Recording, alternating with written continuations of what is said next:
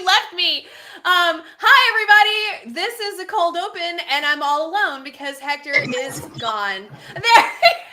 It kicked me out for a second because We're doing great so far. finally won a game, and now we're back. You fought well yesterday. Your style is unorthodox.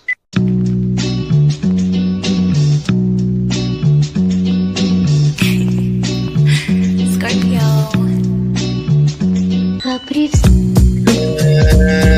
Good morning, Yankees universe, and welcome back to another episode of the Yankees Morning Brew on this Tuesday, July 8th. Like always, I'm your guy Hector, joined by the compañera this morning. We got the lovely Grace Monroe. All you Yankee fans, wake up and get your coffee. Grace, how you feeling this morning, Grace? I cannot believe that just happened. Hector goes, we're going to start live, and then we're going to do the intro, okay? Ready? And I was like, yeah. And then he started it, and he was gone. It kicked me out. I was like, oh, my God. They kicked me out for some reason. But now we're back. Now we're back. And let's just say that I'm glad the show was today and it wasn't yesterday. I had a full day off to sit with my feelings. I'm feeling better. We're going to be all right. If you are a Yankees fan and you are depressed or you are reeling or you are angry, turn up the volume because today is the day we are going to tell you exactly how we're going to get through this. We're going to make it Yankees Morning Brew. That's what we're here for. Grace, this is a day for the collective, right? This is a day for all of us Yankee fans to come together and have this conversation. Folks, if you're watching us on Facebook, if you're watching us on Instagram or on Twitter, click the link in the bio and jump on over to YouTube and join the conversation because on YouTube, Grace, we are at 5,531 subscribers on our way to 6K. We're literally less than 500 subscribers away from 6K. So help us out by hitting that subscribe button. Let's shout out the chat before we jump into the conversation because this chat is going to help us with this conversation. Shout out to our good friend, Mr. Jacob Petruzzi, who said, at work, I wanted to pop in and support the fam. Jacob, my guy, I appreciate you like always. I want to shout out my man, Jonathan, in the building. Theo Nosebleed Section, how you doing? We got the Ace Avenue in the building. Ace, my guy, how you doing? Shout out to you. Tina says, sorry, I can't stay. Hector already posted the show in the Discord. Tina, I appreciate you. Guys, make sure you guys go and subscribe and go join the Yankee Discord that we started over there. It's a great Discord for a bunch of good Yankee fans. Like always, terms and services for the chat. No hate speech or bullying will be tolerated. If you violate the terms and services or YouTube or the guidelines from our chat, you will be removed without warning. This is intended to be a safe space, and I appreciate everybody who helps makes it a safe space. Shout out to my guy Hector in the building. Nathaniel Crenshaw is in the building. A Delulu Yankee fan says, Grace, the World Series is back on. Absolutely, Delulu. Shout out to my man Delulu. We got Chris K in the building. Ness is in the building. My brother C Money, Chris K. Caleb is in the building. How you doing, Caleb? Salute. 3 capital S's to my man C Money. Erica Garcia, Alfred, Erica, que lo que, mi manita, que lo que, mi gente. But Grace, the Subway Series came, and the Subway Series went. Woo. The Yankees lost 2 out of the 3 games. It's a series tie. When you look at the season, the Yankees won 2 out of 3 back in the Bronx. The Mets, they came home and they won 2 out of 3. Grace, I'm going to toss it over to you to lead the conversation because there's Yankee fans that are on the ledge right now. Grace, what's your thoughts? All right. So first of all, we're going to get to how we're not jumping off the ledge. Okay. No, we're not jumping off the ledge. We're going to get to that later in the show. But first of all, let's talk about the Subway Series. Bingo bago. It was painful. It was awful. It was in front of our friends and family. It was on national television. Okay. All right. Okay. It's over. At the end of the day, it is it's not a division loss. Okay. It hurts, but we did not get swept. We tied the series, like you said, over the year. We have tied the series with the Mets. It's fine. Okay. Yep. Now, that being said, it sucked. And But hey, we won the last game. We stopped the losing streak, okay? And there are some positives to take away from the series, right? Aaron Judge looks great, okay? He's getting intentionally walked, and when he doesn't, he's making them pay. He's not losing his rhythm. He is, he's the best player in baseball, so he's still there. He's still the captain, and we're all good with Judge. He got hit in the head by Anthony Volpe, and he kept going. Oh, God. He put the Band-Aid on his head. He went and he hit a dinger. So that's a positive to take away. Let's see. What else are some positives? Devin Williams made it happen. Okay, yeah. He's looking good. He's looking reliable. Okay, yeah. And that is so rare right now for us in the bullpen. Okay, what else are some positives? What else are some positives? Hector, jump in, help me. Yes, I don't know. Over this weekend, right? You brought up Aaron Judge, and we all know Aaron Judge is going to put up the numbers that he puts up. He's a superhuman. Right? He's a superhuman. He's Superman right now. The video game numbers that Aaron Judge put up, we expect him to do this.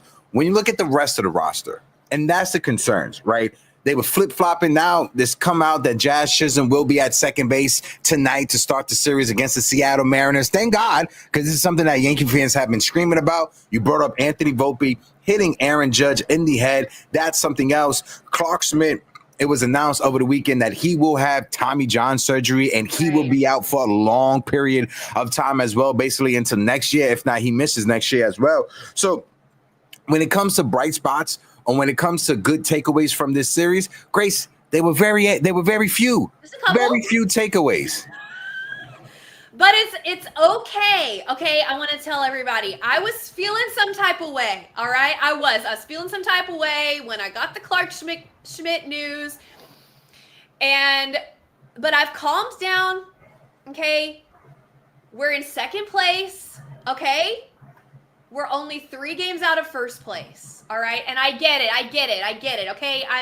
I'm here with everyone else, but 3 games is nothing,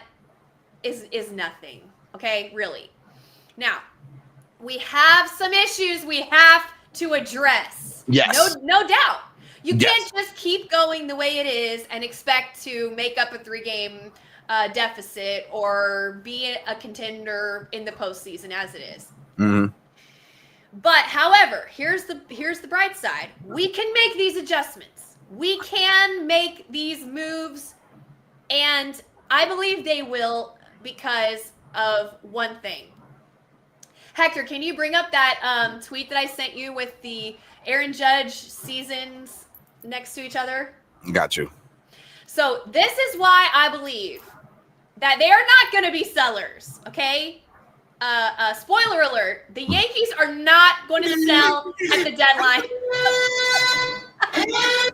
Yankees never say die, okay? Yeah. A. B.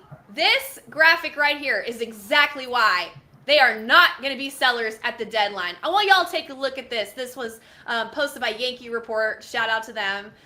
This is Aaron Judge's arguably greatest season for a right-handed hitter of all time, which was last year, 2024, and this year. And he is beating himself in every single category except for RBI, RBIs, which he's going to beat. Okay? So this is why the Yankees are not going to sell at the deadline. No. Aaron Judge is an absolute monster beast, superhuman, and he is outdoing his own monster beast, superhuman season that he did last year, where he was the unanimous American League MVP. He's doing it even better this year. They're not going to sell at the deadline. This guy is their champion show horse. There's no way they're going to sell at the deadline. Max Fried is putting up arguably a Cy Young contender level year in his first season with the Yankees. They're not going to sell at the deadline. Jason Dominguez is in the Rookie of the Year conversation in along with 4 or 5 other guys. They're not going to sell at the deadline. No. The Yankees have been in first place all season long until last week. They're not going to sell at the deadline. And another reason why they're not going to sell at the deadline, the Yankees are literally a half game up on Tampa Bay for the 4th best record in the American League. I understand the month of June was horrible. To start the month of July was a nightmare. This Subway Series, you lost 2 out of 3 games in the fastest that you actually lost. You should have won game 1. You would have took 2 out of 3, but that's another story for another day. The Yankees are not going to be sellers at the trade deadline. The last time the New York Yankees were sellers at the trade deadline, that was 2016, when we had older and aged veterans, when we had Alex Rodriguez, who retired before they called up Aaron Judge late in the season. The Yankees are not going to be sellers at the trade deadline, being the fact that they are 4th in their American League when it comes to their record. If the playoffs were to start right now, they would be in the postseason. They would be in the playoff hunt. The last time the Yankees sold in 2016, they were not in that conversation whatsoever. 2016 is when we brought up Gary Sanchez after we traded Brian McCann away, after we traded Carlos Beltran away, Andrew Miller, et cetera, et cetera, et cetera. And let me remind you, Yankee fans, the last time the Yankees were sellers at the trade deadline, we got back Gleyber Torres, which was a solid piece. He's an all-star now with the Tigers. We got him back. But outside of that, we got back Clint Frazier. We got back Justice Sheffield. We got back guys that aren't even on the team right now. So what are we talking about? If we decide to sell at the trade deadline, who are we bringing back? What prospects are we going to bring back? You want Brian Cashman to bring back prospects so he can hold them and coddle them and not give them chances at the major league level? Because this is the one thing that people talk about. Brian Cashman loves to coddle his prospects and never wants to give them time at the major league level, and he doesn't trade them before their value is up. So what do you want to do? You want Brian Cashman to trade for prospects that will probably won't help the team 2 or 3 years down the line. At minimum, they will be on the team. For what? It makes no sense, Grace. And I saw it on the timeline yesterday and today, and it was just very annoying to me. Yep, I totally agree. It's I understand it. I understand the panic. Okay, because we're all emotional. We're all tied to the team. We all live or die with the Yankees. I get that part of it. So I'm not saying that it's ridiculous to feel a little bit worried, panicked, emotional, even a little dramatic. I'm not saying that that's wrong. I totally get that. But let Hector and I just calm everybody down and remind everybody, like, we're not out of it yet. Okay. I'm not saying we're going to the World Series, but I'm saying we're not out of it yet. It's not time to jump ship. Okay. No. It's time to circle the wagons. That's what we say in the South, okay? It's time to circle the wagons and get serious, all right? And Brian Cashman has some moves he needs to make, and Aaron Boone has some moves that he needs to make. So, are you about to do the Super Chats? Yeah, I'm gonna bring up the super chat. I just want to say real quick, the Yankees in their last 10 games are 3-7 right now. The Tampa Bay Rays are 3-7 in their last 10 games. The Kansas City Royals are 6-4 in their last 10 games. The LA Dodgers are 5-5 in their last 10 games. So you got a lot of teams that are struggling right now, not just the New York Yankees. Right. El Consigliere Joe with the $9.99 super chat, helping us keep the lights on over here. Hector and Grace, good morning. Joe, good morning to you, brother. I hope all as well. Shout out to you and my man Big Ant NYC with the $5 super chat. Until the Yankees rid themselves of Cashman and Boone, we will continue to fall short. Remember, the 5 titles were Watson, Stick, and Buck players, not Cash. I would say 2009 was Brian Cashman, but I understand what Ant's point is. Shout out to Big Ant and shout out to Joel. The super chats help us when it comes to paying the StreamYard and paying for Canva, and helps us keep the lights on over here at Uptown Sports TV. So we appreciate you guys. If you guys can drop a $5, a $2, or a $1 super chat, it definitely helps me and Grace when it comes to keeping the conversation alive. My guy Hector A in the building. I agree with Grace 100%. Shout out to my guy Hector. Shout out to Marshall Brown in the building. The People's Champ Theo Dennis is in the building. Salute, salute, salute. 3 capital S's. L.I. Yankee King says, and the notion of Yankees being sellers is so stupid. I can't get behind it. If you want to say retool the bullpen, I'm okay with it. Those are one of my those are the moments that I'm confused with L.I. Yankee King. I don't know what he means. Like, do you want the Yankees to be sellers or not be sellers at the trade deadline? I'm confused. But go ahead, Grace. I'll kick it over to you. Sorry about that. Oh, M7, my man M7 is in the building. Maddie X7 is in the building. How you doing? Go ahead, Grace. I have to address Ness in the chat. Grace, are you saying we are the best team in baseball? Y'all, I have so much to say about Aaron Boone. I'm gonna get to that in a minute, and we'll get to that. Just leave it at that. I'll just leave it at that. We're gonna get to that. We'll get to. I had a little bit of a sneak preview. Shout out to my man Dexter Henry. I was on with the New York Post over the weekend, and we did have that conversation. If you guys missed it, make sure you guys go to the New York Post YouTube page, and it will be up there. Sorry, Grace. No, I was just gonna say, the Dodgers just got swept by the Astros. When you were talking about all these other teams, you were talking about the Royals and the Rays and all these people. Dodgers just got swept by the Astros. I mean, everybody's going through it. Every team is going through it and going through injuries. It's the dog days. They are here. It is tough. It is summertime. So the Blue Jays just took first place, and they're celebrating like they won the World Series. Like, everybody needs to calm down, just cross the board, okay? There's a lot of baseball left to be played, and we're gonna get it right. But Hector, why don't you go ahead and send me to the hot corner, because I'm ready. Oh, we're gonna send you to the hot corner. We are going to the hot corner, ladies and gentlemen, boys and girls, children of all ages. We are entering Grace's hot corner.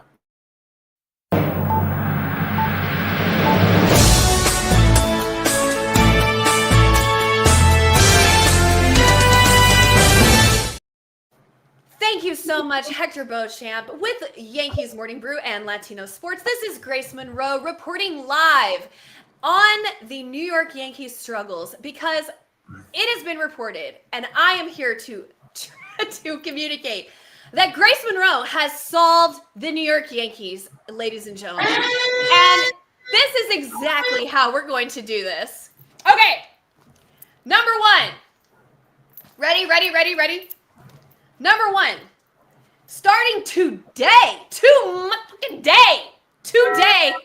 right? Meow. Every player is going back to their fucking position. Okay? Jazz Chisholm Jr., you're going back to second base. Okay? That's your spot. You're going back. DJ LeMahieu, you're moving over to third base. Now, listen, y'all. Over the last, 10 games or something, DJ LeMahieu has the highest batting average on the team. Oh, here it is, right here. Would you believe me if I told you DJ LeMahieu had the best batting average in the last 7 days? DJ LeMahieu went 7 for 15 with 2 walks and overall /467, 529, and 467. Are you serious? So let me tell you what this means to me. This means to me that DJ LeMahieu has earned this season, not from his past, and I don't care what we're paying him, from his production this season at the plate, I am going to give him a little bit of run at third base, okay? Now, and let's see if we can get anything out of him. Yeah, we don't care. I'm laughing at Erica. We don't care. DJ comment entered. We don't care. Yeah, we don't care.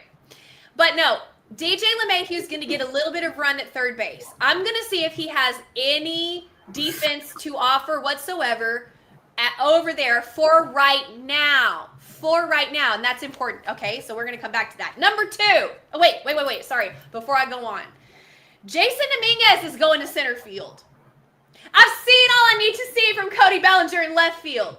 I was told Cody Bellinger is not as comfortable in left field. Bullshit. I saw him make the most beautiful defensive play that I've seen in years in left field 2 days ago. That changed my life. I watched it so many times. Hector, how many times have you watched that play? I watched it about like 50 times, not gonna lie. I'm not even lying. I probably watched it 51. Because I think I went to sleep watching it, like counting sheep. I was watching this throw. He saved the season. He saved the season. That play. Saved the season. That play. The way that he threw that ball from left field on a rope to first base in the air, better than any fucking throw I've seen from Anthony Volpe from shortstop to first. He threw it from left field to first. It was so beautiful. Okay, so I've seen all I need to see. Jason Dominguez is going back to center field, okay? Now, everybody's going back to their spot. Number 2, Trent Grisham becomes the 4th outfielder again, and Jason Dominguez plays every single day. Now, if you want Trent to come in, late innings, defensive replacement, give somebody a day off, move Cody around, like, that's fine, that's fine. He's the 4th outfielder, though. Jason Dominguez plays every single day, okay? Number 3. Okay, hold on. I'm gonna come back to that. Skip that. Number 4, Ben Rice is in the lineup every day. Ben Rice needs to be in every single day. Where? And he can play first base. He can play catcher, okay? Split some time around. Wells, I know you hit a couple home runs in the last week. That's cute. I don't care. Ben Rice is going to have some catching reps, and he's going to have some first base reps. Paul right now struggling against right-handed pitching. Yes, right-handed pitching. So Ben Rice is going to come in for some of those days. He's going to catch some days, okay? He's going to be in the lineup a hell of a lot more, okay? Now, next up, Volpe bats in the bottom of the lineup. Every single day, I don't care. Get that lineup card and put Volpe's name in the bottom of the lineup. If I see him in the 6th hole one more time, I'm gonna lose it. This man has stranded more base runners than any other player in Major League Baseball. I'm tired of it. He cannot be in the 6th hole anymore. Put him in the bottom of the lineup. This guy who has only stolen he's only stolen 9 bags on the year. He's been caught stealing 7 times. 7 times. I'm done. Bottom of the lineup for Volpe, okay? Now, we got to get a bullpen arm. We got to get a starting pitcher. And we got to get a third baseman. These are the things we must acquire, okay?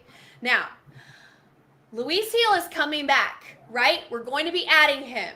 Now, for me, I'm looking at, am I putting Luis Gil back in the bullpen, or am I going to put him in his starter role? Either way, I'm going to supplement that with the trade deadline. Now, who am I going to trade? All right. I'm not a trade guru. I'm not the one who's like going to be like this and this and this for this guy and like blah, blah, blah. Okay. But I am going to be willing to talk about trading Trent Grisham. I know. Am I crazy? He's a free agent at the end of the year. He's a Gold Glove. He has value. Okay. He has a 9.65 trade value on the trade market right now, okay? You can trade him for a valuable piece, and to get value, you have to trade value. So I know it's going to hurt y'all. I know we like Trent, but I'm going to see if there's any way, if there's some conversations that I can have with looking at trading Trent Grisham. Also, what else? Spencer Jones. I'm going to shop Spencer Jones. Now, I know everybody loves Spencer Jones. I know he's hitting home runs in AAA. That's great. You have to have value to get value, okay? I'm shopping Spencer Jones, and I know he's not considered untouchable by the Yankees at this point. So you're gonna have to give a little somewhere. I'm going to get, okay, and then you might. I don't think. Okay, so anyway, let me just stop there. I have more to say, but Hector, jump in. What do you think? Did I solve the problem? I want to shout out Rara in the chat with the $1.99 super chat, helping us keep the lights on over here, who says, "What's up? Let the kids play and sell everybody." Shout out to Rara in the chat. I appreciate you guys. If you guys can, hit that like button. We got over 80 people watching us collectively. Over 42 is on YouTube. So if you guys can, hit that like button. Let's try to run the likes up on the stream right now. When it comes to Volpe, I'm going to bring up Volpe real quick, okay, right? All right, yeah. Yankee Source, shout out to Yankee Source on Twitter. They put it out there. Anthony Volpe has had moments where you think he figured it out, followed by long spells of empty at-bats. Percentiles haven't moved over the last 3 years. He's also become a mediocre base runner and fielder, which adds to the problem.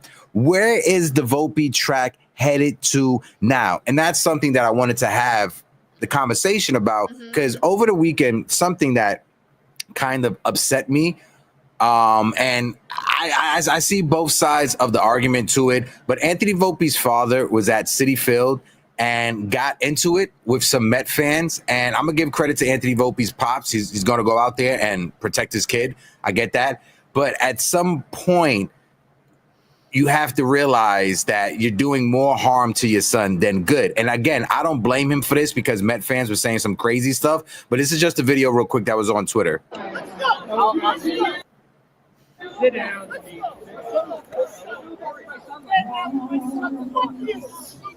Your son is the best.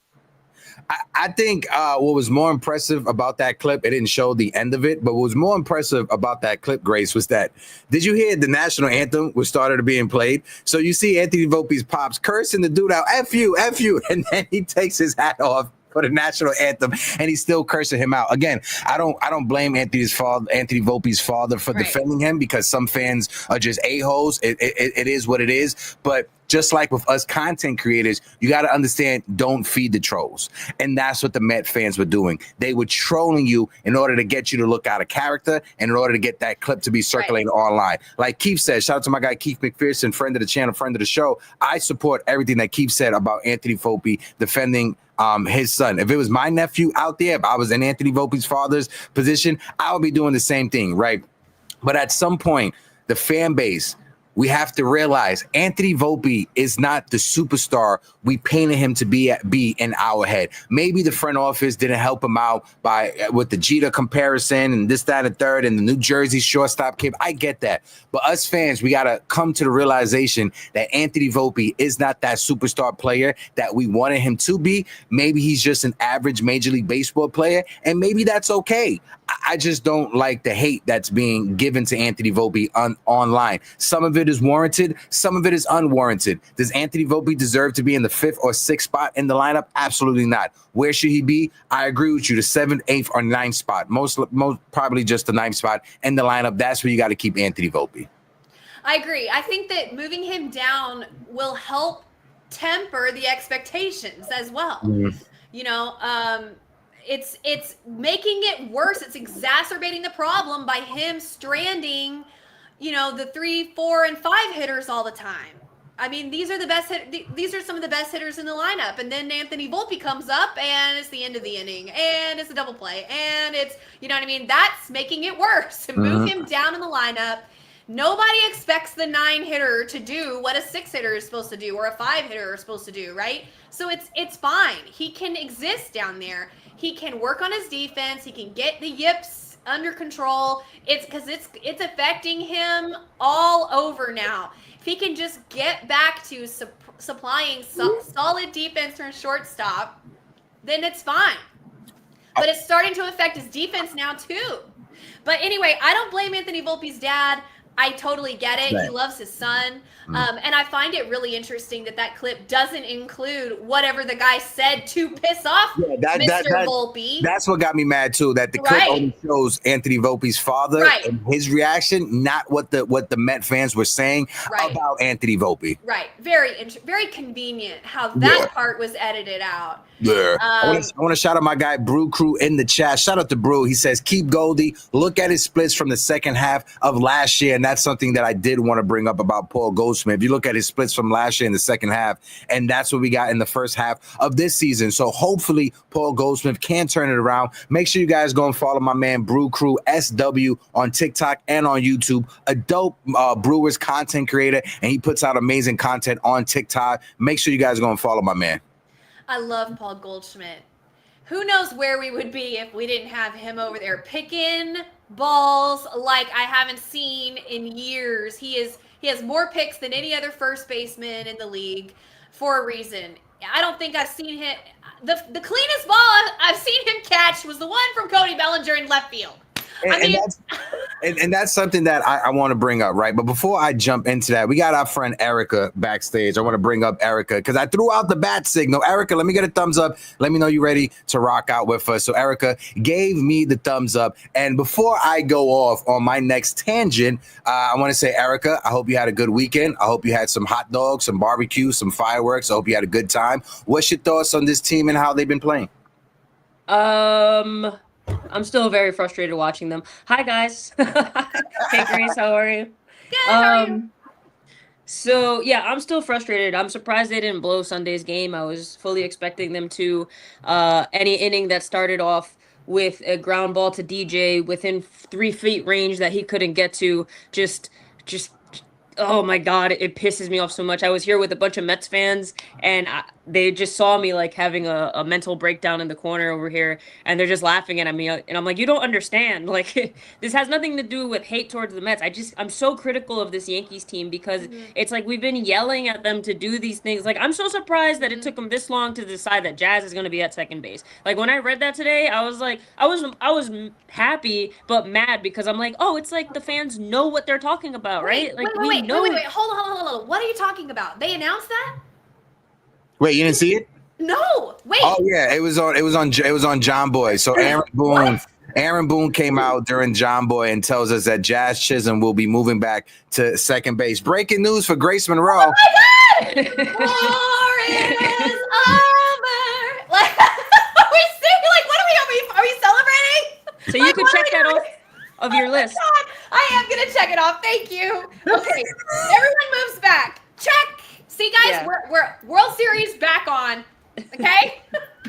Yeah, it's I mean, I don't want to veer off, but it's not about all the games that they're losing. Like, losing sucks. It's just watching the way that they lose game after game after game since June 1st, the June swoon. Like, I understand teams go through, ruts. I get it. It's baseball. It's a marathon, not a sprint.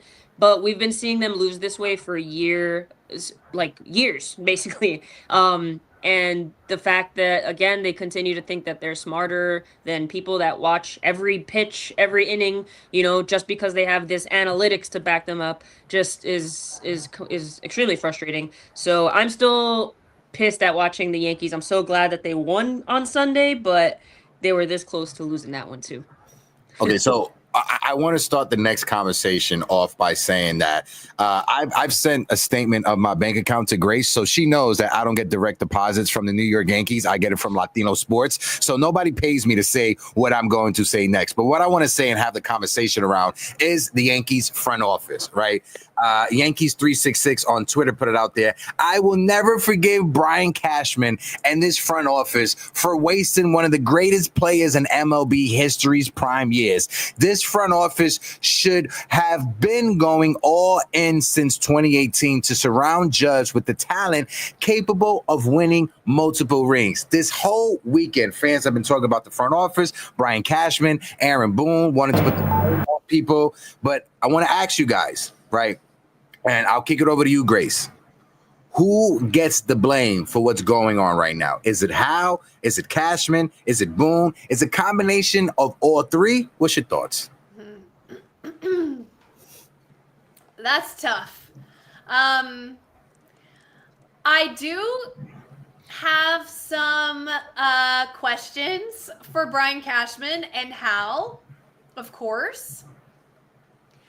But I don't think it's that simple. I think that I know this is a lot of clubs can say this, but I think the injuries have been the major problem.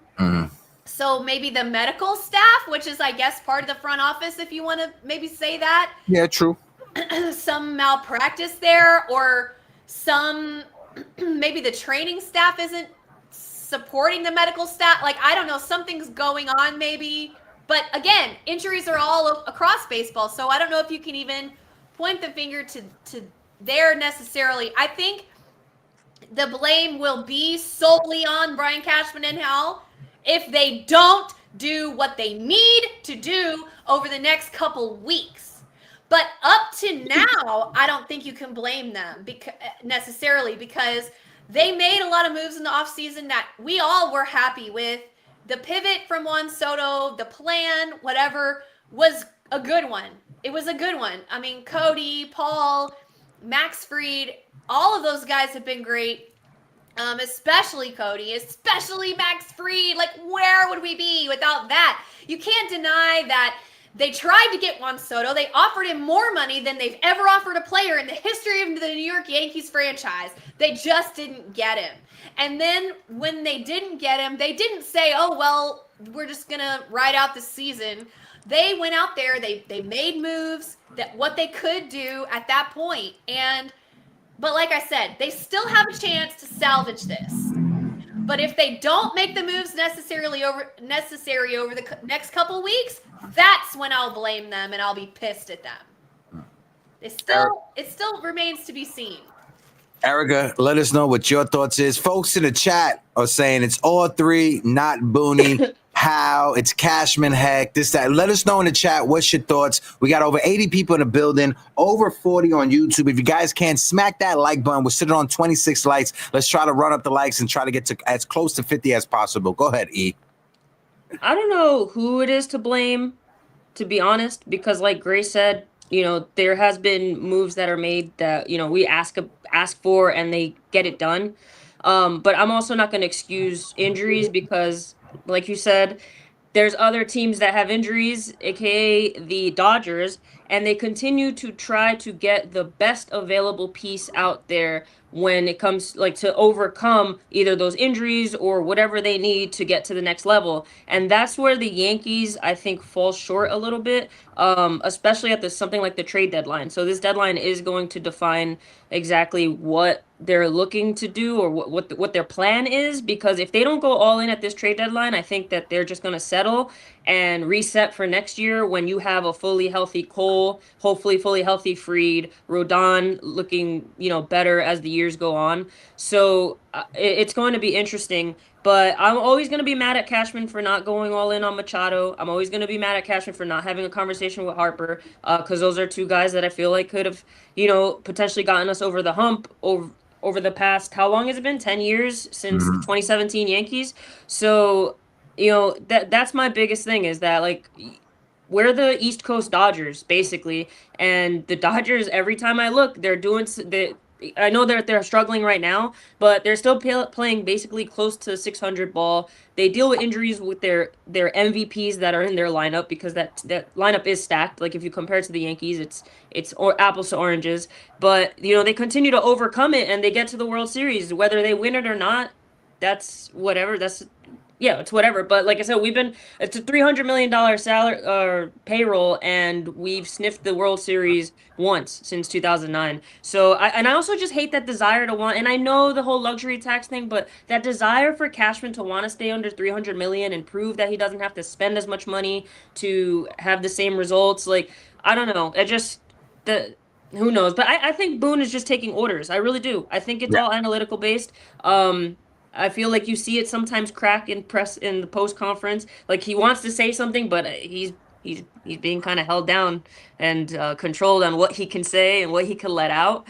But I go back to what I said last week. Clint Frazier's, I know it's Clint Frazier. I mean, he doesn't hold much weight when it comes to the MLB, but what he said in that interview just makes a lot of sense. Yeah, I agree 100% with both of your takes. It's something that I said with Dexter. I don't blame Boone, because Boone's not the reason why we don't have a third baseman at the major league level, right? Ever since Oswaldo Cabrera has gone out, the New York Yankees, when you look at their record, Oswaldo got injured May 12th. Since May 12th, we are 25-25. We're literally playing 500 baseball without a third baseman that can make a defensive play at that position. I don't blame Jazz Chisholm, because this whole entire spring training, Jazz Chisholm and going into the offseason was working on being a second baseman this season. He wasn't working on being the Yankees' third baseman for 2025. All spring training, all we saw videos were Anthony Volpe and Jazz Chisholm up the middle, how that's going to be one of the best dynamic duos in the AL East, up the middle, Chisholm and Volpe. And now they tried to stick Jazz at third base because DJ LeMahieu didn't want to play third base, right? Last year when Gleyber Torres came out and saying that he didn't want to move position, or when Yankee fans found that out, Yankee fans crucified them online. But for some reason, DJ LeMahieu, nobody is saying a word. And this is something I brought up Sunday when I was at Citi Field having a conversation with different journalists. And it was like, yeah, that's interesting, because when Rafael Devers says, I'm a third baseman, I'm not moving position, it's chaos. He's being crucified. He's the number one headline.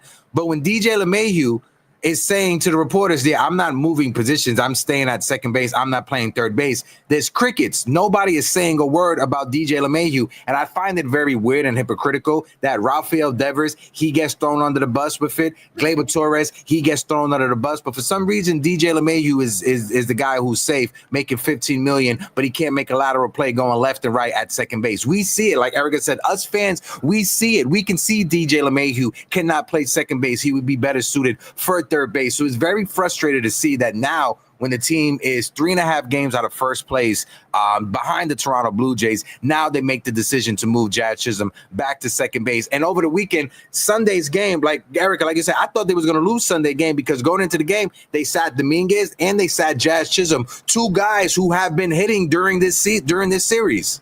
Yeah, there's no sense of urgency. But also with Jazz, he's apparently been dealing with shoulder issues for like 3 weeks. Why are you putting him at third base if he's having shoulder issues? That's obviously affecting his throws because his throws have been all over the place the last week. Like, it's there. It's right in front of your eyes. And I just think, like, is it a malpractice? I don't know, man. And the Clark Schmidt thing with the Tommy John, apparently he's been having soreness in his forearm for a couple of weeks. Like, I understand that you have to, like, bring it to the attention of the front office and then see if they want to go and do MRIs early on. Like there's a player responsibility to that too, but I don't get it. Like why are we forcing it? Just put Jazz at second. DJ has played third base before. Like just finding out that he has shoulder issues and then they continue to put him out there. It's just weird. Very weird.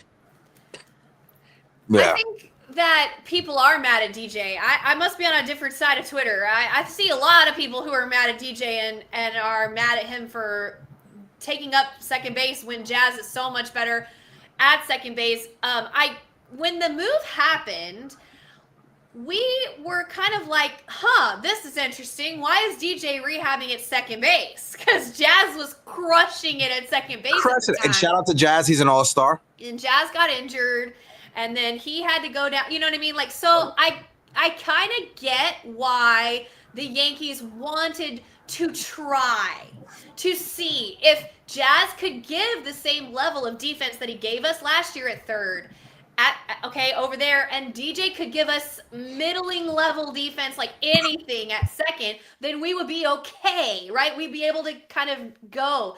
But that's not what happened, okay? So now we're seeing the defense that Jazz is giving us at third base is not as good this year as it was last year for reasons of his shoulders is sore or whatever the reason is. So the good news is they're not going to double, triple down on this and keep it that way. They tried, and good for them to say, you know what, this didn't work. Now we're going to go back. Jazz is going to go back to second base. And I don't know if DJ is going to go to third or Peraza or whatever their plan is for that. But I get why they tried. Unfortunately, it did not work. Okay. So let's adjust and move forward. Again, with the Clark Schmidt injury, and Erica brought it up, fans, when they took him out of the game, when he was pitching the perfect game or the no-hitter, when they took him out of the game, fans were like, oh, how can you do that? It's no-hitter. How can you take him out of the game? Blah, blah, blah, blah, blah, blah. And now it comes out that he's been dealing with that. And it was like, now it's like, how can you leave him in the game knowing that he's doing you cannot make Yankee fans happy. It's like Yankee fans, they have the most revisionist history ever, and they're so quick to like jump back. Not you and Erica, because I love both of you guys. You guys are the besties, but you guys know what I mean. Like, there's some Yankee fans that you see their take online, and then it's like 2.3 seconds later, it's like, bro, that's not what you said yesterday, bro. What are you doing? I know I'm guilty of it sometimes, and I like to call myself out on it, but at least I can call myself out. Other people don't call themselves out. Can I say that the last 2 weeks or so, Future's like me. Yeah, Future, you're wild.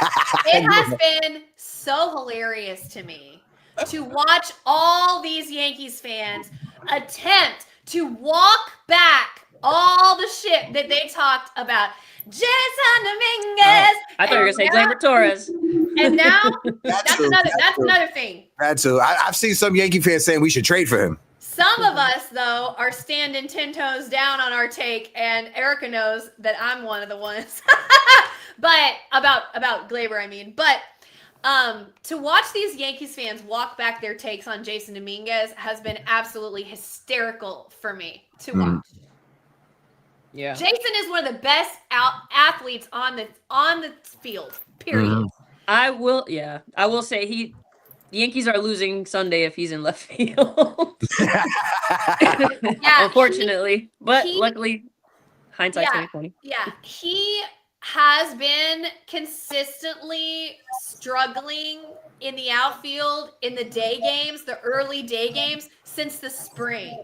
Like, why do we know this and they don't know this? Like, I don't get it. You know what I mean? But they set him up for that. Like, should an outfielder be able to deal with the sun? Yes. I'm not excusing that, but it is a fact. It is something that we have seen. This is not new. So whenever that happened and they said, oh, he lost it in the sun, I'm like, yeah, that's what he does. That's Grace, what he does. Grace, you know what I got to say to that, Grace, Erica? He's hitting 280 over the past 2 months. So you know what I got to say about his defensive liability? I'm here to tell you right now, we don't care. We don't care. That was the meme I was talking about. That was the meme when you were talking about DJ LeMahieu. I'm like, I don't care if he's batting 300. Get him off my team. In fact, no. But when you look at Jason Dominguez, right? And this is another conversation I was happening on Sunday, because fans, they always love to bring up, oh, well, you're sitting Jason Dominguez for Trent Grisham, right? And you're playing Trent Grisham over Jason Dominguez. Why can't we do that with Anthony Volpe? Why can't we sit Anthony Volpe? And the reason why is that when you look at Trent Grisham or when you look at Jason Dominguez in that situation, for the first month and a half of the season, Trent Grisham was like on fire. He started the season off tremendous, double-digit home runs. He was hitting over 300. His on-base percentage was over 400. He has fallen down and has come back to what his career stats normally are. The difference with the Jason Dominguez and Trent Grisham situation is that when it comes to Anthony Volpe, there's nobody on the bench that is a valid argument to get more playing time over Anthony Volpe, right? You would like it to be Oswald Peraza, but every time Peraza does get some playing time, he never shows you that he can hit the way that Jason Dominguez has over the past 2 months and the limited playing time that he has gotten, right? So if Peraza was performing 280 over the past 2 months with limited playing time like Jason Dominguez has, you'll have an argument to sit Volpe and start Peraza, but you don't have that. Volpe doesn't have anybody behind him on the bench knocking on the door, threatening his job. He has somebody in the minor leagues that is making his way up, and his name is George Lombard Jr., who may be threatening his job in a couple of years. But as of right now, his job security is safe. He has safe job security. There's nobody who's a threat to take Anthony Volpe's job. I think that's fine. It's fine. Just drop him down in the lineup, and we have to deal with it. We don't have an option right now. We have to just deal with it. It's fine. Just drop him down in the lineup, and it is what it is, you know?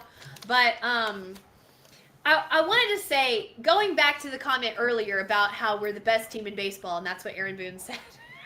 That's what Aaron Boone said. And then it leaked, right? Again, with just like the Volpe video, we don't know what was said to him, okay? Just like that, we don't know what else Aaron Boone said. He might have said, guys, we got to play better. You know, we're better than this. I think we're the best team in baseball. Maybe that's how he said it. Maybe he said, guys, we're the best team in baseball when we're all playing together. And we're not doing that right now. We need to go out and do that. We don't know. They took this quote out of context. It's circulated around like wildfire and everybody's mad, okay? So what I'm going to say about this is, I was thinking about this and I thought, the best parents, right? Because this is the type of leader that you are, like a baseball manager, a baseball, Jeter has said many times that Mr. Torrey was a father type of figure to him and all that stuff. The best fathers, the best leaders, the best parents do two things, okay? They build you up and they prepare you for the real world. Okay, so it has to be a balance. It can't just be, oh, Erica, you're the best, honey. Don't worry about a thing. You just go out there and you'll be fine. It also has to be, Erica, you're so talented. You have to work hard. And when you get out there, if you lose or something doesn't go your way, you come back, you work harder, and next time you try your best, and you can do it, honey, because you're so wonderful. It has to be a balance. It has to be both of those things, okay? But we only heard half the story, maybe. We weren't in that room. We don't know if Aaron Boone is saying all the rest of that stuff. We don't know if Aaron Judge is saying all the rest of that stuff. What do you guys think? You could go, E. Yeah, I mean, I'm sure that that's being said, but it's still about what you do on the field, and just, again, it's the same shit over and over and over again, and it makes you wonder if those words that are being said in the clubhouse hold any weight and are actually being, like, I don't know, like, that's, it's like, oh, another slap on the wrist, oh, another slap on the wrist, but I'm going to keep going out there and continuing to play. Yeah. Especially when, again, the words don't hold weight, but also you know that your front office wants things done a certain way anyway. So it's like, I'm sure it's happening. I don't think Judge is just sitting there like, nah, it's okay, guys. Like, we'll get him tomorrow. Yeah. You know, like I don't necessarily think that's what Boone is doing either. You know, he's doing as much as he can, I'm sure. There's a reason why they love him so much in the clubhouse and they're vocal about it, but it's just, again, it's all about if it's even holding any weight, if they know that he's not, the mastermind behind all the moves that are made or decided before a game, or the lineup that's put up on the wall before a game.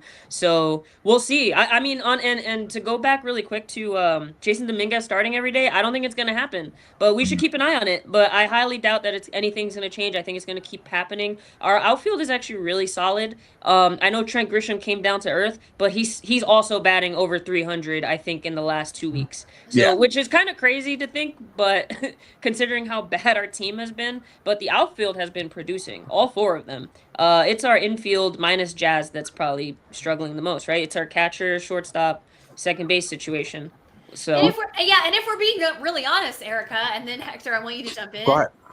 It's not even necessarily the bats right now. It's the pitching. Yeah. The pitching, right? Go ahead, Heck. No, that's what I was going to say, and shout out to you, Grace, for bringing it up. When I was going to say was that in the month of June, our starting rotation and our bullpen was like carrying us to an extent, right? More the starting rotation than the bullpen. But in July, over these past 6 games before winning on Sunday, it was our offense showing up, but it was the starting rotation and it was the bullpen that was giving games away. So it wasn't even the lineup was just like not driving in runs. It's just we were being outscored by crazy amount of runs from the opposing teams, but from the Mets really this weekend. And when you look at like the run differential for the New York Yankees, the Yankees are number 1 in Major League Baseball when it comes to run differential between them and their opponents, which that stat is kind of skewed just a little bit because the Yankees, they had that one game where they scored over 20 runs, and they have double-digit games where they scored over 10 runs. So, that run differential number kind of gets blown out of proportion when you factor in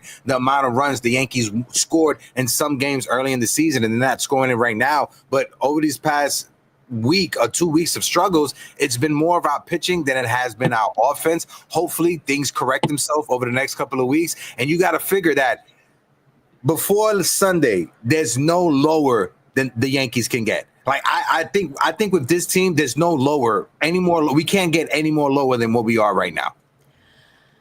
Woo! That is a strong statement. And if we do go lower than what we are right now, we're not making the postseason. Yeah. We have to play the Mariners and the Cubs this week before the All-Star break. I feel like every year at the All-Star break, we like limp in and we're like, hey guys, we're here. Yeah. We always have like several All-Stars on the team and we're just like barely we're like rowing the boat and we're like, like right before we come to the finish line, which is the All-Star break. And then we're always hoping that this magical, 2 days off, everyone's like, oh, the break is going to reset the whole, it's like 2 days. It's like 2 or 3 days. And then we're always hoping that it does this miracle and we come back like better than ever. I'm so sick of that shit. But listen, Brian Cashman has got to be on the phone today, yesterday, tonight, like constantly. He's got to get some bullpen arms. Now. He has got to be wheeling and dealing. Matt Blake should be getting no sleep because he should be just thumbing through all these arms, figuring out which ones can be his next little project that he can spin gold out of the hay or whatever that he does all the time. Straw, not hay. Oh my God, it's so country. Anyway, Matt Blake is the miracle we need. We need Matt Blake. We need to put the bat signal for Matt Blake to go find a little rehab project real fast right now. We need it. I got something that I want to play real quick, and I want to get Erica's take on it and Grace's take and the chat as well. But Grace, you sent this to me, right? So I want to bring it up real quick. Is Mike Francesa okay? We all know Mike Francesa, okay? Hold on. Hold on, wait. I put the volume up because y'all can't hear it. If this spirals to Monday, they'll have a lot of cranky fans and a lot of criticism on their hands, but they won't have an irate owner looking to get rid of people because that guy is gone. And there were times where he was out of control, but there were times when that attitude was exactly what the organization needed. They never have that attitude anymore. They never have that edge anymore. They never make those demands of their players like that anymore. If we had just lived through those 4 games in Toronto, going into the Subway Series, you know what would have happened in the old days. Heaven help the guy who didn't get the job done. He would have been on his way with his bags packed unless he was a star. Guys who messed up when the game was an exhibition got dealt. Those days, they're gone. But in their place is a complacency that, let's be honest, is hard to take. Yeah. I mean, it's true. It's a different time, though, so it's, like, hard to really compare it, but it is true. It just feels like there's no sense of urgency. There's complacency. They know that their job is safe, and not to say that getting rid of guys is gonna, help the situation. Like I said, it's a different time that we live in, for sure, but... yeah, to me, it's just a lack of urgency. It's the press conference where you say that's baseball, and every team goes through this. You know what I mean? Like, I'm not expecting the Yankees to be the 1998 team like that. That's an anomaly. But when you are complacent about a June and July year over year where you underperform, and yeah, sure, injuries here and there, but you have a shortstop that leads the league in runners in scoring position. Like, I don't know. I just feel like there was a little bit more of an accountability factor back then that they can still utilize today, but they won't because, and I keep going back to it, analytics, but I do have a feeling that the Yankees are going to have a reunion with IKF, and that's going to be the way that they, I guess, address the left side of the infield issue. Because if you want to give Anthony Volpe a day off, sure, put IKF in short and then have someone else play third or vice versa. I have a feeling that's going to be the reunion. That's going to be the trade that happens. I don't even know what bullpen arms are available. I know a lot of teams are going to be looking for bullpen arms, so I wouldn't be surprised if they end up going with somebody that shows promise, but it's a no-name. Go ahead, Grace. Yeah, and that's what I'm saying. Matt Blake's going to have to find the diamond in the rough that nobody else is looking at, and he's really, really good at that, y'all. He's really good at that, so we have to trust Matt Blake. Whatever bullpen arms they end up acquiring, we have to believe that Matt Blake has signed off on this guy and thinks that there's something there. So that's not, I know that they're going to do that. I really, really believe that they're going to do that. We have to have a third baseman that can play solid defense. We have to. Because the defense and the pitching is what we have to shore up, right? The bats are okay. If we can get somebody who plays defense on third base with a bat, even better, okay? But the defense and the pitching is going to sink us before the playoffs even start if we don't fix that immediately. We're not even going to make the playoffs, like Heck said. Yeah, and you can't bank on Fernando Cruz coming back. Like, he's going to come back, but his injury is a little bit more, I guess, serious this time around, because I just feel like an oblique is always more serious, especially with a pitcher. He's been huge for us, but if he does come back, he's injury prone to me at this point. So you still have to address the bullpen big time. It's a good thing. I mean, Luke Weaver's struggling right now and Devin Williams isn't. So it's funny how that balanced out compared to the beginning of the year. So I'm kind of grateful to have Devin Williams while Luke Weaver figures out what's going on. So, but yeah, this bullpen's depleted in general. Our starting pitching has done them no favors. They've had so many games where they get pulled in the second or third inning, and you have to have these bullpen games. And we miss Ryan Yarbrough. That's kind of crazy. So kind of crazy to think. But yeah, I really don't know what they're gonna do. But I said it from the beginning of the season when we had all these injuries. I was like, the Yankees just need to stay afloat until the trade deadline, and then whatever they do at the deadline is gonna decide what their motive is for the rest of the year. If they're going to just try to sneak into the playoffs and then worry more about next year, or if I don't think they'll never be sellers. I just don't. But you can tell by the what trades they make to know where their heads at. Like, all right, let's just see if we can sneak on by and hope for some luck in the playoffs kind of trades, or are we going full blown ahead, you know? But I don't know if this team can beat the Tigers. Like, I don't know. I'm trying to think, like, who are the other teams right now? I mean, they can't even beat the Blue Jays, so there's that. Do you think we can beat the Astros? No. The Astros still have the Yankees number. They've never beaten the Astros. They just didn't have to play them last season. Like, you know, they're coming on right now, y'all. They're like hot right now. Heck, you're muted. Of course they are. They're in first. They're in first place right now in their division. So with names that we barely know. Yeah, shout out to David Cohen with the 199 super chat helping us keep the lights on. Who says, "God, I miss Mike Francesa on the Fan." I just want to say, listen to Mike Francesa. Kind of ages you because it's like, damn, like you don't put enough glue on your dentures, bro. It's like his dentures are like falling out of his mouth. You hear the drooling that's going on. But I want to bring up one clip that it was the anniversary of this take from last year, and for some reason this year nobody brought it up, and it kind of fits into where we are at right now. So I'm gonna bring up the clip, and I want to see if anybody remembers this from last year. Very, very upset. They're just upset. I mean, have you heard that noise? Do you try to block it out? Does it affect you? Yeah, I don't look. I want to know. You know, I talk to Jason Zillow a lot, and I talk to different people. I don't listen to podcasts. I don't listen to radio shows. I don't read the papers much. I just don't. But I want to know what the vibe is out there, and I understand they're upset. I'm a little confused this year. Being, third week in June, why they're so upset. But they're upset, and that's going to get my attention, of course. And, you know, everybody just needs to know that we're working hard on all fronts to get this, to get this back on the rails and start playing the way we were for, a couple-week period there in May. But health has got to be a part of it. We got to get Aaron back. You know, Rodon had a rehab outing. He felt great afterwards, 42 pitches, I believe. We got to get him into the mix. We got to get healthier. We got to get guys off the IL and put sending guys to the IL.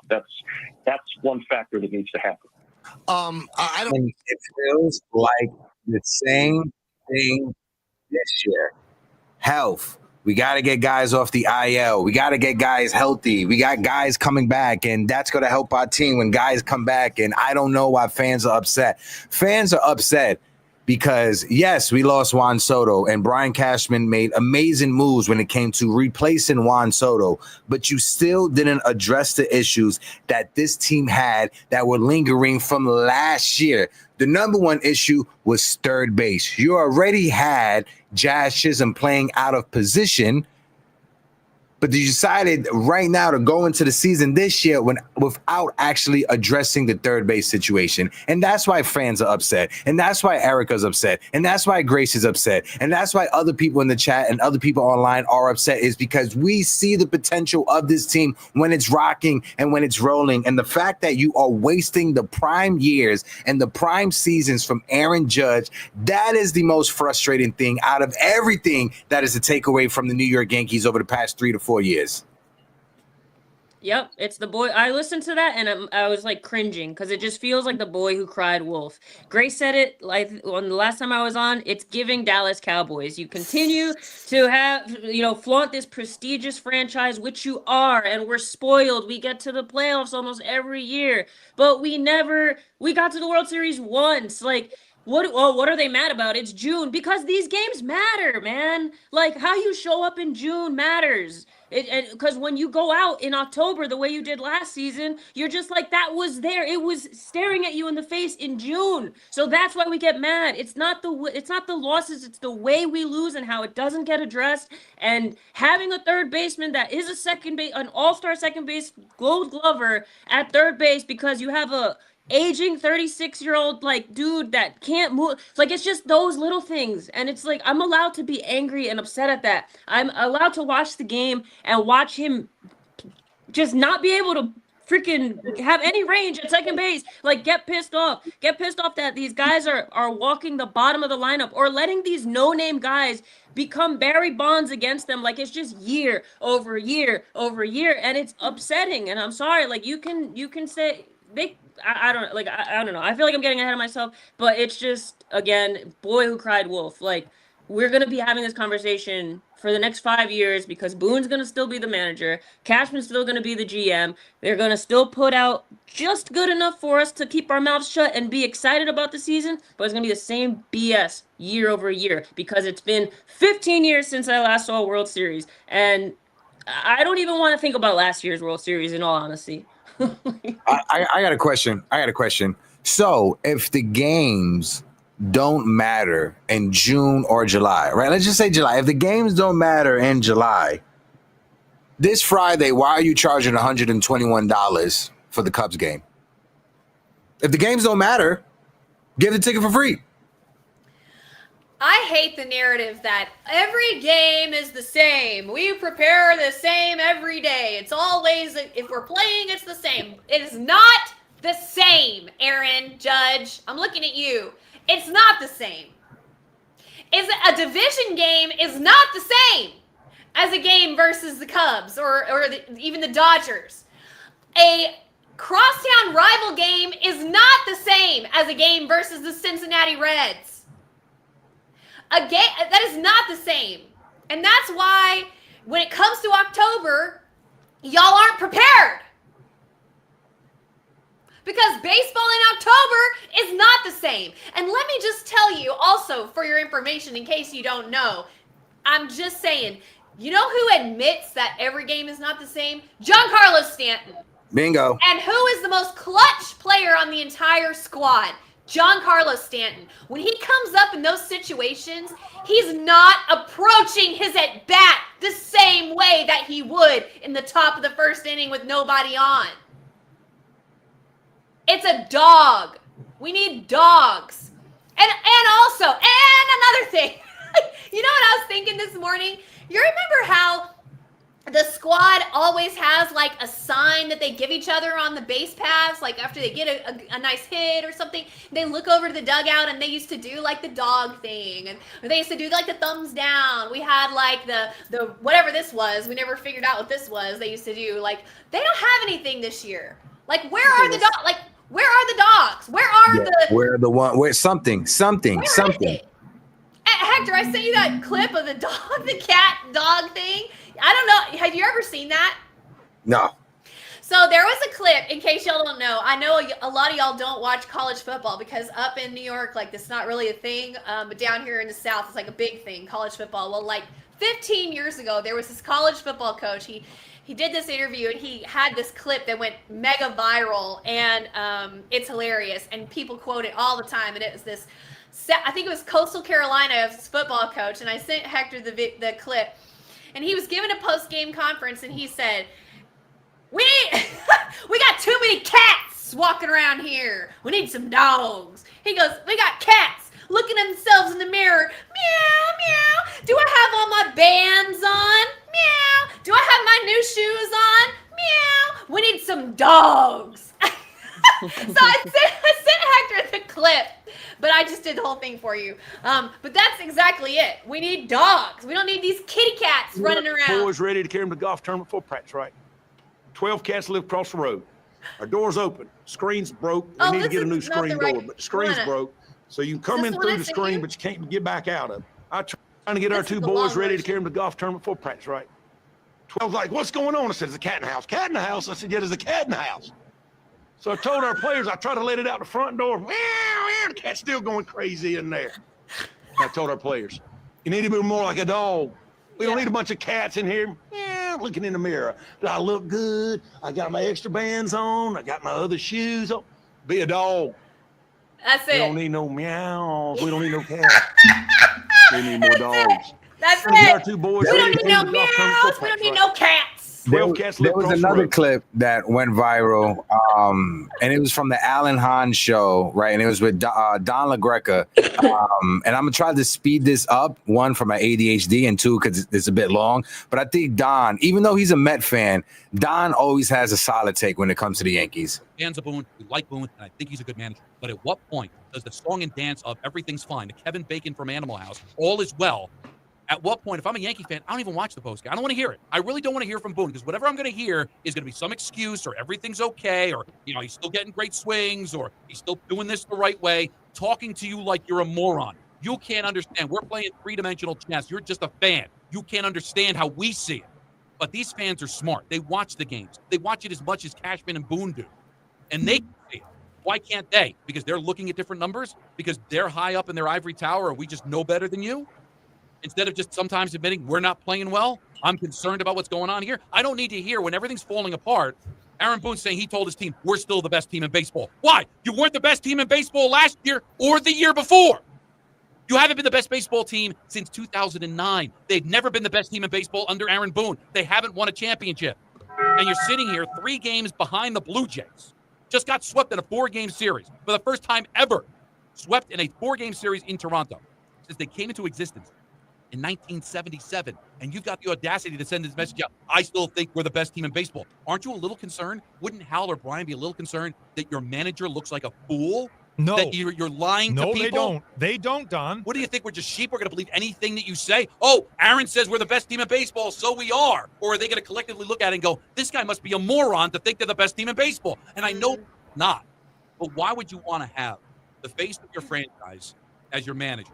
Not the face, but you know what I'm talking about. The guy that's going to be the voice after games in a post-game press conference and lie to you and tell you fables and stories and get you to eat it up with a spoon?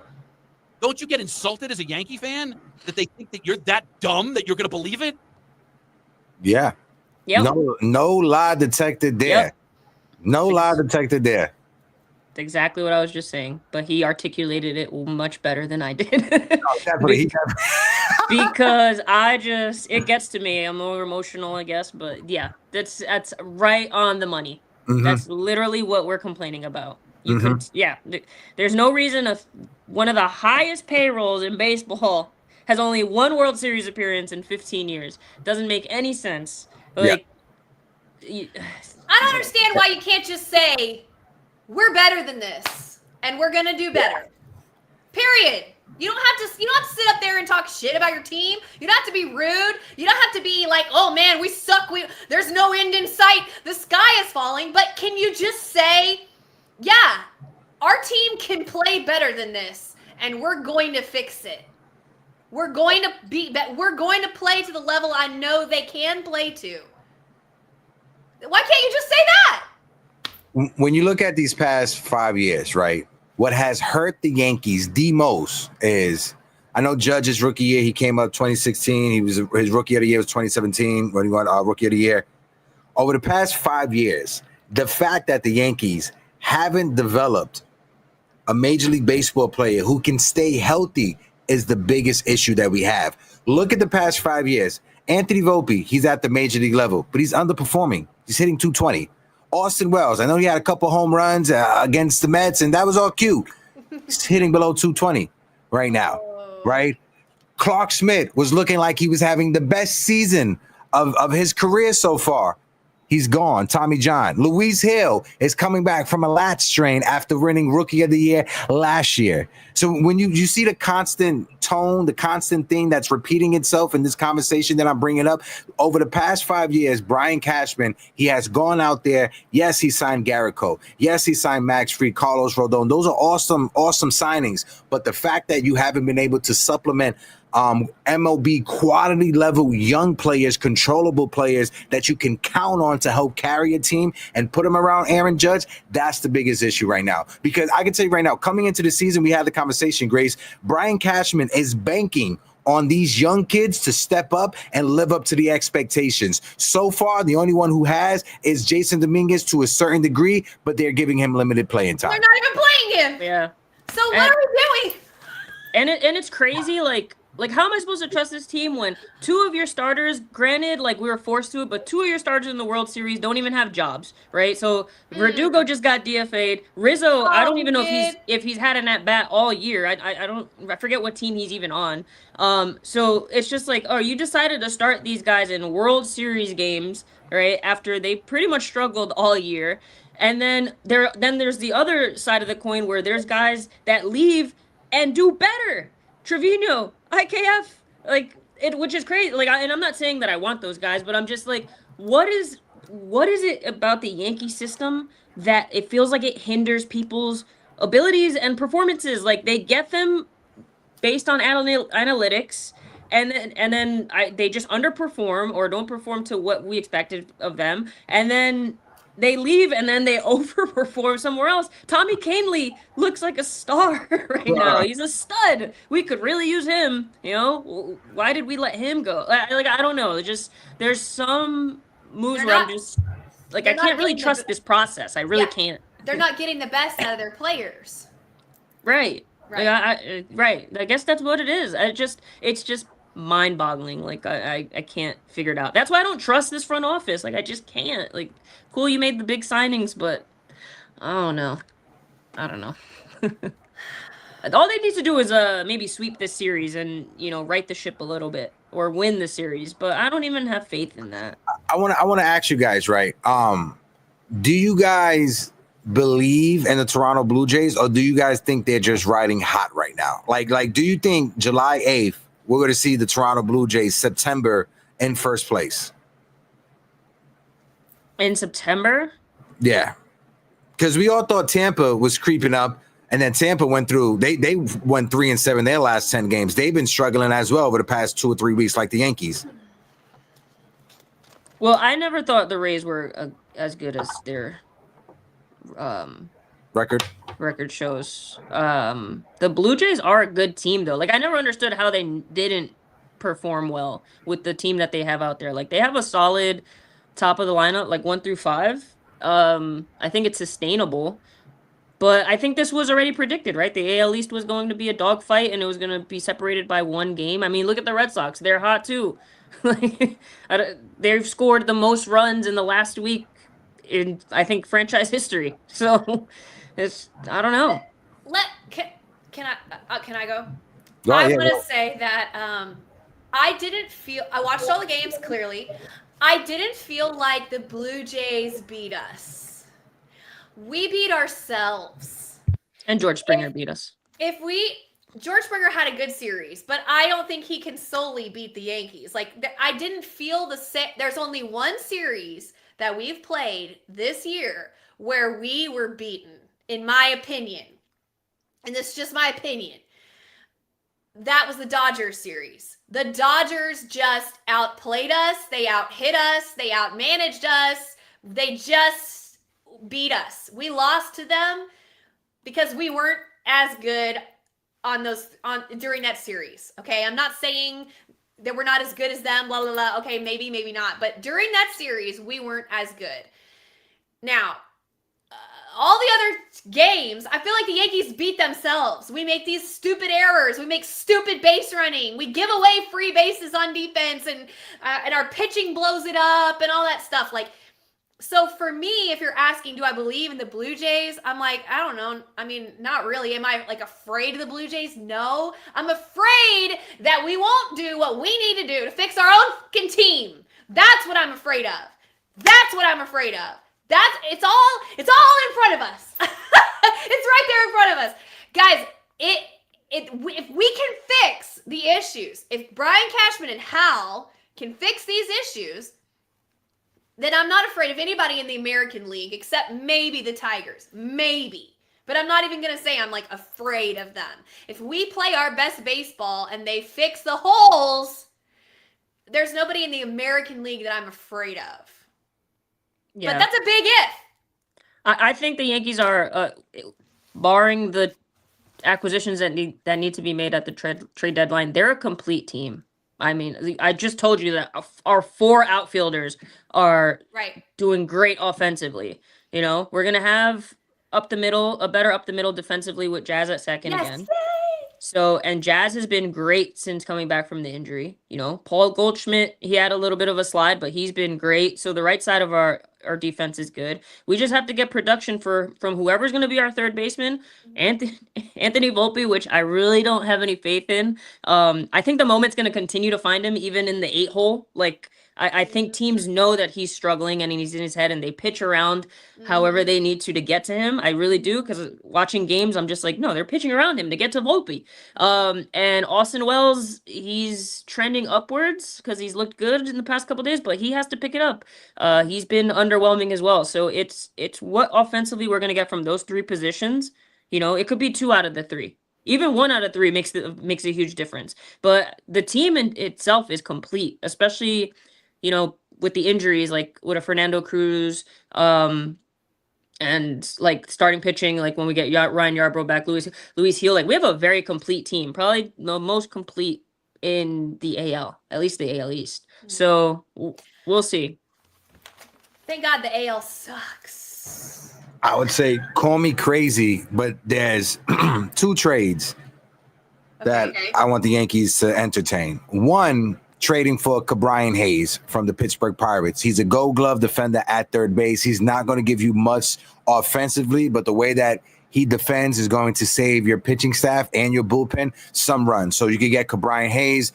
You could try to get Andrew Heaney, a former Yankee great Andrew Heaney, as well as a pitcher to come back, maybe a long reliever or a 5th starter.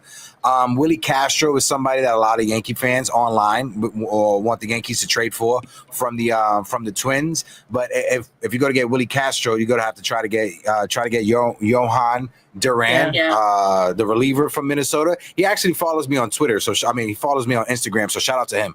But Johan Duran, I think, would be a solid piece coming out the bullpen, 100 miles per hour.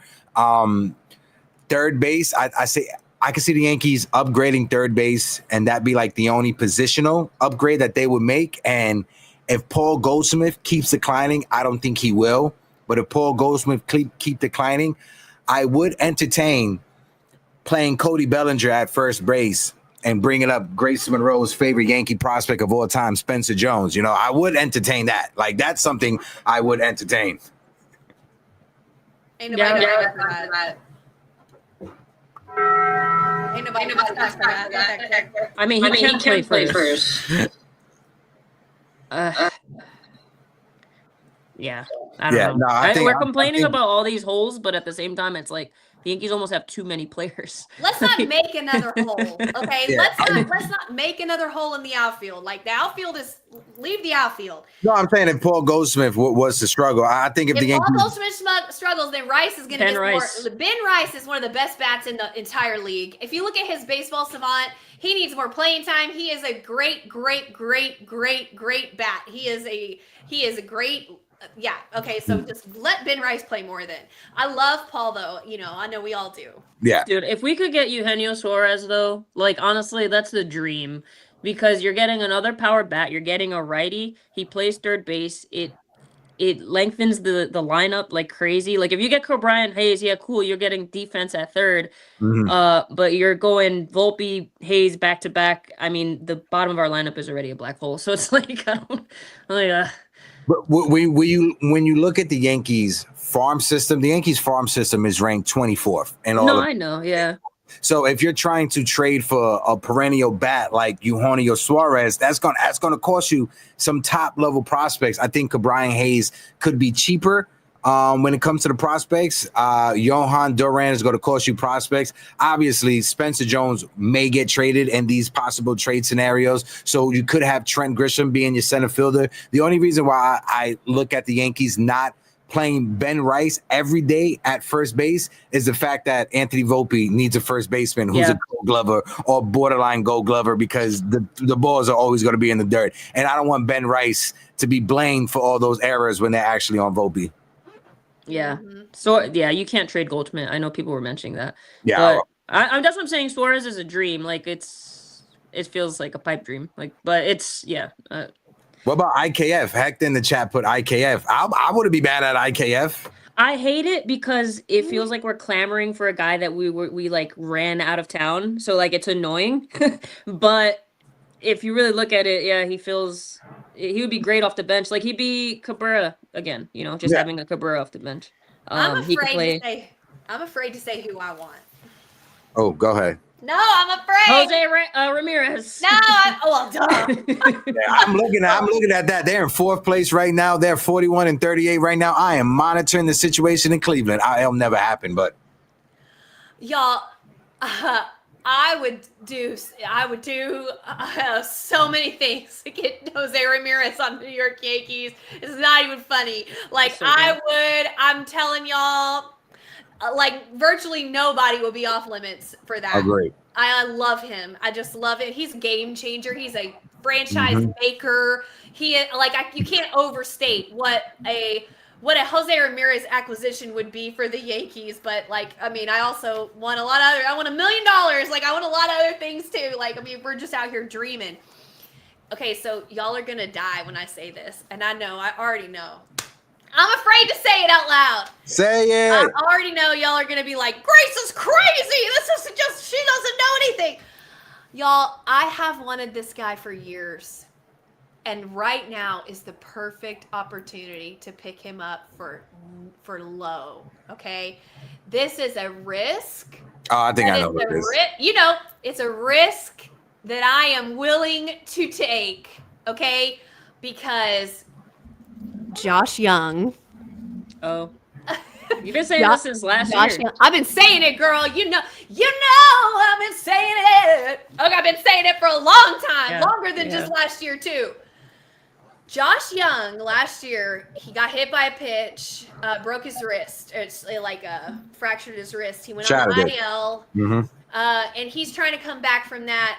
And then, he's been having some trouble with his swing. The Texas Rangers have 2 solid infielders to replace with to replace Josh Young with. Because he was gone for an extended period of time, they have Josh Smith, who plays third base, and they also have Duran, who covered for a while, and they have all these options, right? So they don't have to sit through Josh Young figuring it out and whatever. So they sent him down to AAA recently, okay?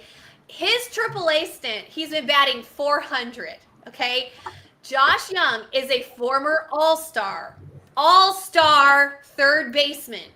He's a right-handed bat. He grew up a Yankees fan and always wanted to be a Yankee, okay? He has years of control left. He is worth a risk, and I guarantee you nobody is calling the Rangers asking for Josh Young right now. It's like a sleeper pick, y'all. And I'm telling you, if you look up his batting average this year, I think it's like 230 or 240 or something like that with slug. But he is a smart ball player. He's a good fielder. He's got power. I think he hit I don't have all my Josh Young stuff in front of me right now because I didn't know I was going to talk about this because it's so embarrassing because I know this is a wild take. But I'm telling y'all, this is a risk that could pay off so big right now because nobody's calling about him right now. And it's not going to cost the Rangers anything to send him to the Yankees because they've got those positions covered. Y'all, I'm telling you. Don't tell anyone I said this. This is only for the fam right here.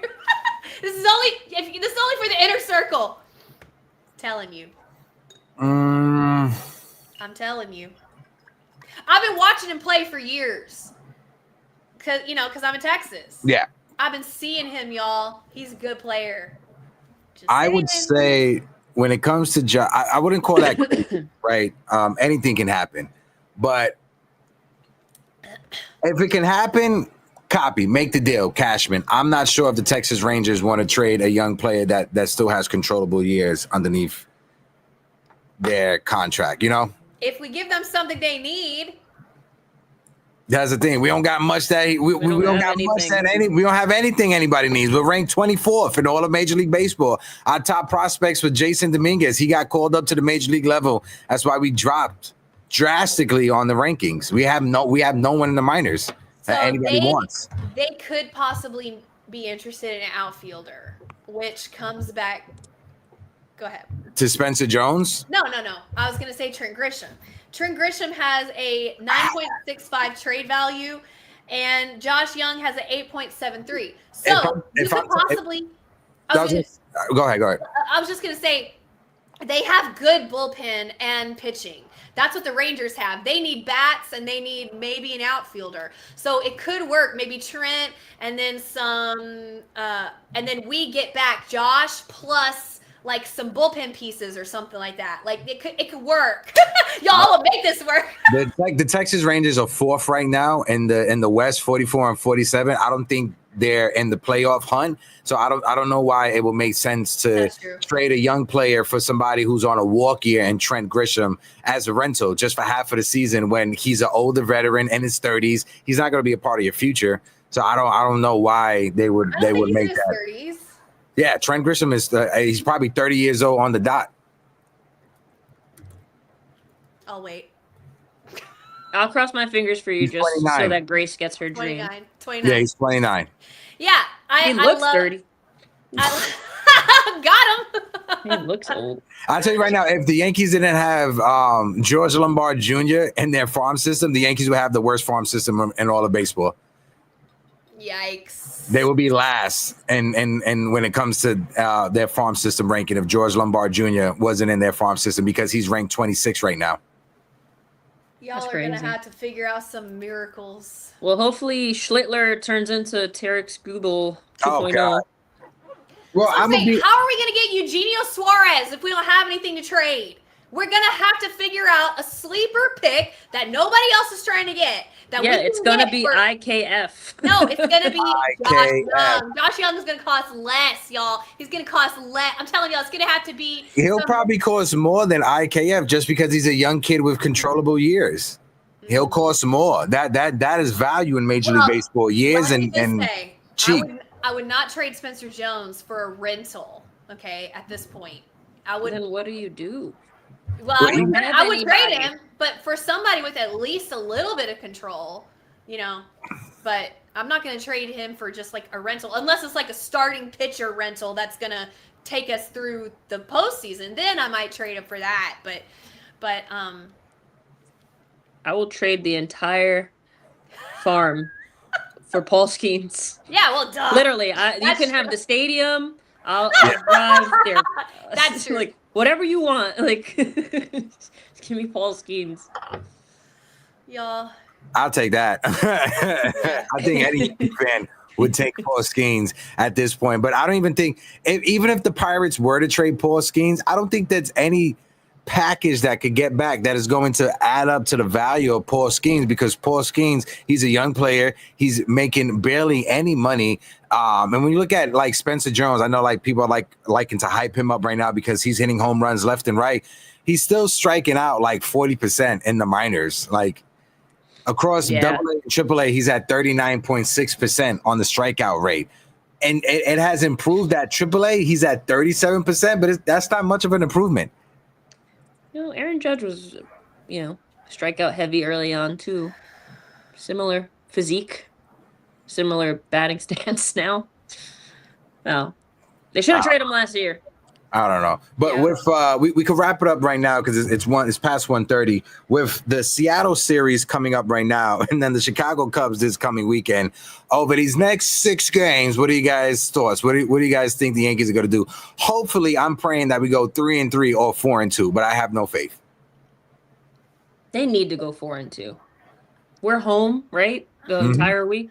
Yep. You need to go 4-2, man. Reset the season, like make us happy again. Go out there, grind out some wins. Hopefully the offense can continue doing what they're doing, but the pitching can, just I don't know. I'm looking like Cam Schlittler is tonight. Is that tonight's pitcher or no? That's tomorrow. I'll be there today. I'll be there tomorrow for his debut. All right, you got Will Warren, Cam Schlittler, and then who's our third starter against the Mariners? Marcus Stroman, maybe. Jesus Christ.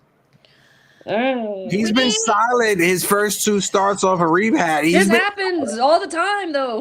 What are we doing? I know we don't have many options there, so we have to run with what we got. But yeah, I just a series win would be sick. Yeah. Let's start with just this series. The series win would be very nice because then against the Cubs you got Rodon and Max Fried at least, so you should win those. You have to win those 2 games. But this series looks pretty rough right now. I'm a lot more worried about the Cubs than the Mariners. So I think if we could win the Mariners series somehow, then we could at least take 1 against the Cubbies, then head into the All-Star break. That's kind of what I'm looking at. 3-3. We must not get swept. That's your marching orders, boys. You must not get swept going into the All-Star break. Gotta try to build some momentum. I'm panicking to a degree. I hope this last game in Queens, it turns the season around and moving Jazz Chisholm back to his natural position or his more natural position as a second baseman is where you should go. Hopefully DJ LeMahieu can continue hitting hot during this stretch as a third baseman. Hopefully, I know Erica doesn't care about that, but hopefully he can. And we need guys outside of Aaron Judge to step up. We know Aaron Judge is going to hit over 60 home runs this year. We know Aaron Judge is going to put up historic numbers, but we need Cody Bellinger to keep it rocking. We need Jason Dominguez to start turning it up even more, to force his hand, to force Aaron Boone's hand when it comes to playing him every day. We got a tough series against the Seattle Mariners because when it comes to the Mariners, their identity for these past 3 years have been pitching. The same way how the Yankees' identity has been these past 3 years of whenever the month turns to June, we suck. The Seattle Mariners, the past 3 years have been pitching. So hopefully the Yankees bats can step up against the Mariners, and maybe Kyle Riley doesn't hit 5 home runs against us this series. Yeah, for real. Let's see if Cal versus Aaron and Cody versus his old Cubs. No. Oh, God. The storylines just write themselves. Yeah. The storylines just write themselves. But, guys, this has been a wrap. Shout out to the chat. Let's drop the music so we could leave out here on a good note. Let me do that real quick. Shout out to Big Time Jerry Cadill in the chat. Big Time Jerry, I appreciate you. My man Hector, I appreciate you. Rah-rah. I think the Mariners are going to sweep the Yankees. Rah-rah, please. Positive energy, rah-rah. Big Time Blue says 3-3 or 2-4. Old Sarge was in the building. Sarge, I apologize. I didn't see you in the chat. Shout out to Uncle Sarge. Appreciate you. Alaric Rowe in the chat. AR, how you doing? Salute, salute, salute. Guys, if I forgot to say your name, I do apologize. My man, the Ace Avenue. Happy Superman Day this Friday coming out. I'm going to see that. Erica, you going to see the new Superman movie? I'm excited for it. It looks pretty good. I'll see it when it's on my own television. I don't go to the movies, so. Fair. I'll send you the bootleg site so you can watch it. All right. No, allegedly. That's what community is all about. But we appreciate all of you guys. Thank you guys in the chat. Like always, I'm Hector. America. I'm Grace Monroe. And this is the Yankees Morning Brew. And we will be back this Thursday. Folks, if you guys have TikTok, I'm going to jump on TikTok live in like 15 minutes to continue the conversation. Join us over there. We'll be live on TikTok. But until next time, sayonara. Drink some water, enjoy your mental space, and let's go Yankees, I guess. Hopefully they turn it around. Deuces. You fought well yesterday. Your style is unorthodox.